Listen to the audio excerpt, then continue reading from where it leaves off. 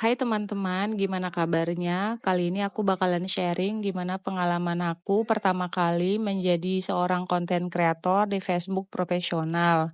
Jadi untuk menjadi konten kreator di sini emang nggak mudah banget ya, kayak perlu harus riset dulu untuk bisa tahu gimana nih caranya menjadi seorang konten kreator yang disukai banyak viewers. Jadi banyak banget kesalahan-kesalahan yang udah aku buat dan aku evaluasi selama bergabung menjadi seorang konten kreator di sini. Nah, untuk itu aku nggak mau teman-teman semua ngalamin apa yang aku lakuin supaya teman-teman bisa menghindari kesalahan-kesalahan yang aku buat. Jadi di sini aku bakalan cerita sharing tentang pengalaman dan kesalahan-kesalahan yang udah aku buat sehingga teman-teman punya langkah dan strategi yang menarik untuk bisa mengembangkan konten-konten teman-teman supaya bisa banyak pemirsanya gitu ya. Nah, ini aku rangkum menjadi 5 poin dan poin kelima ini yang paling penting sih menurut aku. Nah, kesalahan pertama yang aku buat adalah aku nggak menyusun rencana konten. Jadi pertama kali mulai menjadi seorang konten kreator di Facebook profesional, aku tuh biasanya asal-asalan, asal posting doang nih, tanpa rencana yang jelas gitu ya. Akibatnya aku sering bingung nih tentang apa nih mau diposting selanjutnya. Akhirnya aku kehabisan ide. Dan ini yang ngebuat konten aku tuh nggak konsisten dan kurang terstruktur gitu ya.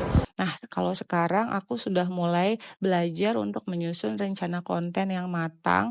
Ini penting banget sih untuk menjaga konsistensi dan kualitas konten aku. Sehingga aku bisa ngelakuin rencana konten yang efektif. Nah, kemudian kesalahan aku yang kedua adalah aku tidak menggunakan analitik dengan maksimal. Nah, awalnya kan aku nggak memanfaatkan fitur analitik yang disediakan oleh Facebook. Aku karena nggak tahu ya, jadi nggak tahu nih gimana cara mainnya. Jadi aku cuma ngandelin intuisi untuk paham gimana sih konten aku ini sukses atau enggak tanpa ngelihat data gitu loh. Nah, jadi kalau sekarang aku udah mulai pakai Facebook Insight atau analitik lainnya untuk analisis kinerja setiap postingan aku. Jadi mulai dari jangkauan, interaksi, sama demografi penonton aku. Jadi dengan memahami data ini, aku bisa ngoptimalin konten yang disukain sama penonton aku dan meningkatkan strategi konten aku. Selanjutnya kesalahan aku yang ketiga adalah aku tidak berinteraksi dengan penonton. Karena awalnya aku nggak tahu sih gimana caranya berinteraksi dan interaksi itu maksudnya kayak gimana. Jadi aku nggak paham sama sekali. Jadinya itu sih yang ngebuat kayak aku nggak tahu mau ngapain. Nah, jadinya kalau sekarang tuh aku mulai aktif berinteraksi dengan teman-teman, mulai dari balas komentar, ajak berdiskusi. Jadi aku kayak menghargai setiap feedback aja yang diberikan. Jadi interaksi yang kuat atau yang interaksi yang baik itu bisa ngebangun komunitas yang kuat dan loyal sehingga bisa meningkatkan visibilitas konten aku di algoritma Facebook. Nah, yang kesalahan aku yang keempat adalah aku tidak mempelajari algoritma Facebook. Karena emang jadi pemula, aku nggak paham gimana cara kerja algoritma Facebook.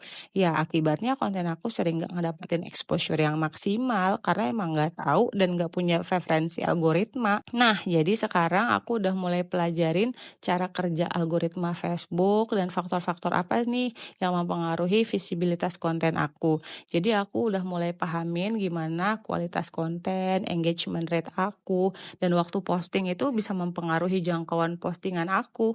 Nah, itulah sih pengetahuan dikit untuk meningkatin strategi konten. Nah, yang paling penting adalah ternyata kesalahan yang aku buat yang paling fatal menurut aku adalah aku tidak konsisten dan disiplin. Ini adalah kesalahan terbesar sih menurut aku.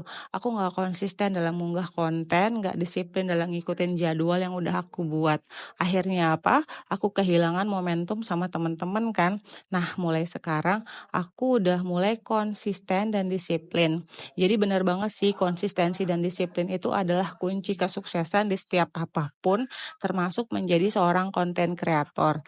Jadi aku udah mulai tetepin jadwal posting yang realistis aja sih dan patuhi dengan ketat. Jadi konsistensi itu bakalan ngebantu ngebangun audiens aku supaya algoritma Facebook itu lebih suka sama akun yang aktif dan konsisten.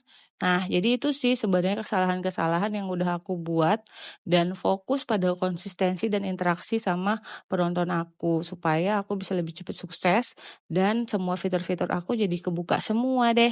Nah, jadi tapi nggak apa-apa setiap langkah yang kita udah lakuin, kesalahan-kesalahan yang udah kita lakuin, itu bakalan jadi pembelajaran. Karena kan setiap kesalahan itu ada peluang untuk menjadi baik dan aku percaya banget bahwa kesalahan itu membuat kita menjadi lebih baik untuk bisa mencoba menjadi konten kreator yang sukses di Facebook profesional. Jadi teman-teman bisa banget mengambil langkah dan strategi yang baik untuk bisa mulai menjadi seorang konten kreator di Facebook profesional dengan menghindari kesalahan-kesalahan yang aku buat.